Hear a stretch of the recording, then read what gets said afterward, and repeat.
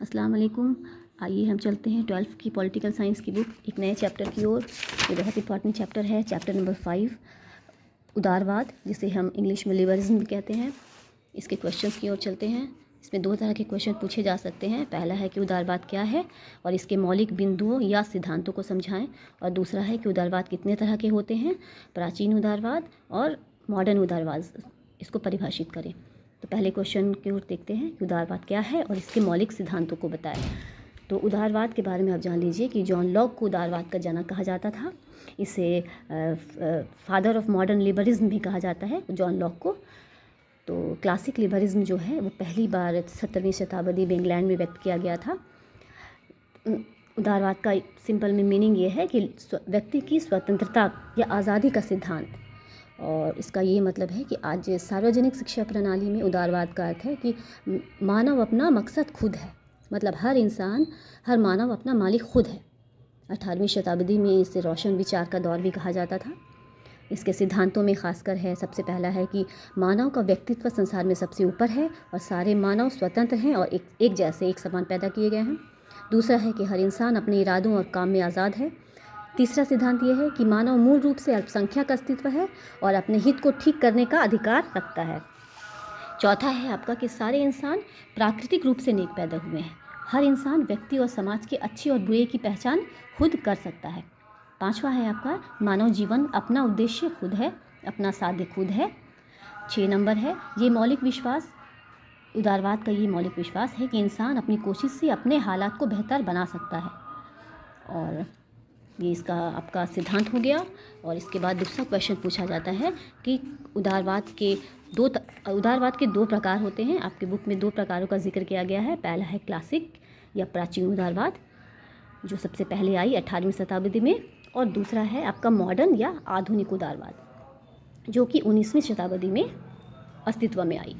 तो पहले हम जानेंगे कि अलग से भी क्वेश्चन इसका आ सकता है कि क्लासिक या प्राचीन उदारवाद का क्या उद्देश्य था और इसके विरुद्ध क्या विरोध लगाए गए। तो अब पहले हम जानते हैं। क्लासिक उदारवाद का जिक्र 18वीं शताब्दी के अंत में एडम स्मिथ बेंथम और जे.एस. गिल के विचारों में हुआ था। तो इन लोगों का क्या मानना था कि व्यक्ति जो है वो राज्य से पहले और ऊपर है। इस विचारधारा के मानने वाले लोगों में इंसान को सबसे ऊपर, व्यक्तित्व को राज्य से पहले और ऊपर का दर्जा दिया गया है। अगर इनका कहना था कि अगर राज्य शक्तिशाली हो जाए तो ये व्यक्ति की अस्तित्व या आज़ादी के लिए खतरा हो सकता है। इनके हिसाब से सरकार का होना एक बुराई है, क्योंकि अगर समाज में जुर्म अगर नहीं हो, किसी तरह का कोई गलत काम नहीं हो रहा हो, तो राज्य को कंट्रोल करने की ज़रूरत ही नहीं रहेगी। इसलिए इनका मानना था कि राज्य से अगर छुटकारा नहीं है तो कम से कम इतना करना चाहिए कि इसकी जो सीमा है, राज्य का जो अधिकार क्षेत्र है, उसको सीमित कर देना चाहिए, एक लिमिट में कर देना चाहिए। जॉन मिल्क जो थे वो उन्होंने अपनी बुक ऑन लिबर्टी में लिखा है कि आज़ादी का सही अर्थ है कि व्यक्ति के रास्ते में सारी रुकावटों का नहीं होना, मतलब हर रुकावटों से आज़ादी। तो मिल ने व्यक्तिगत जीवन और सामूहिक जीवन को 2 भागों में बांटकर उसकी बहुत उपेक्षा की है।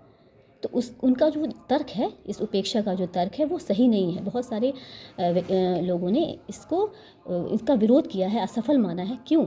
क्योंकि आप जैसे जानते हैं कि इंसान समाज से अलग रहकर उसका कोई अस्तित्व नहीं है। अरस्तू ने कहा था कि man is a social animal, और वो समाज के बिना नहीं रह सकता है। तो इनका जो ये विचार है कि इंसान की पर्सनल लाइफ का प्रभाव उसकी सोशल लाइफ पर नहीं पड़ता है, ये गलत है, क्योंकि हर इंसान की पर्सनल लाइफ का प्रभाव उसकी सोशल लाइफ पर भी पड़ता है।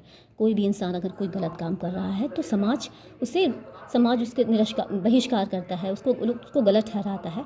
इसीलिए समाज में रहने के लिए क्या चाहिए कि समाज में रहने के लिए समाज के हिसाब से ही काम करना पड़ता है। तो अपने व्यक्तित्व का विकास इंसान क्या कर सकता है, और आज़ादी की जो रक्षा है वो समाज और राज्य के भीतर ही रहकर कर सकता है। ये आपका क्लासिक या प्राचीन उदारवाद हो गया। अब आइए जानते हैं इसका सेकंड जो टाइप है, मॉडर्न या आधुनिक उदारवाद या मॉडर्न लिबरलिज्म कहते हैं इसको। इसके मौलिक बिंदु क्या हैं और इनके मौलिक बिंदुओं को लिखें। तो सबसे पहले 19वीं शताब्दी में ये मॉडर्न या आधुनिक उदारवाद जो था उसका वो भरा था।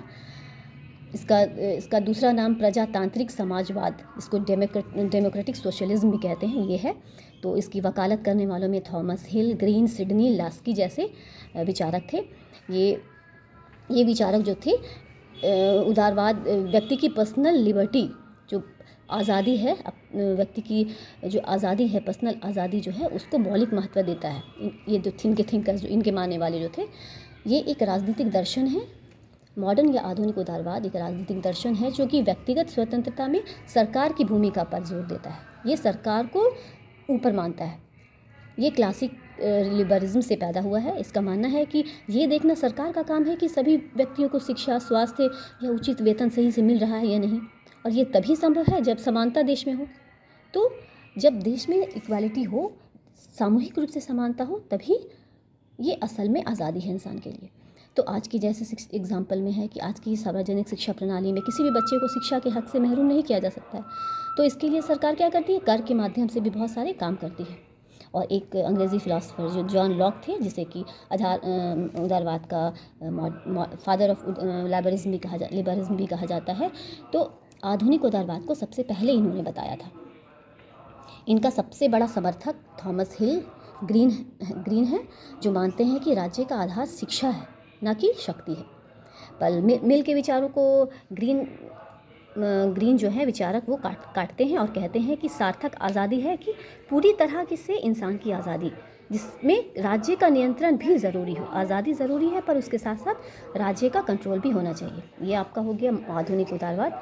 ये चैप्टर कंप्लीट है। इसमें दोनों क्वेश्चन बहुत इंपॉर्टेंट है, और इसके साथ साथ आप fundamental rights and fundamental duties को भी बहुत ज़रूर से कर लीजिएगा। ये बहुत इंपॉर्टेंट क्वेश्चंस है।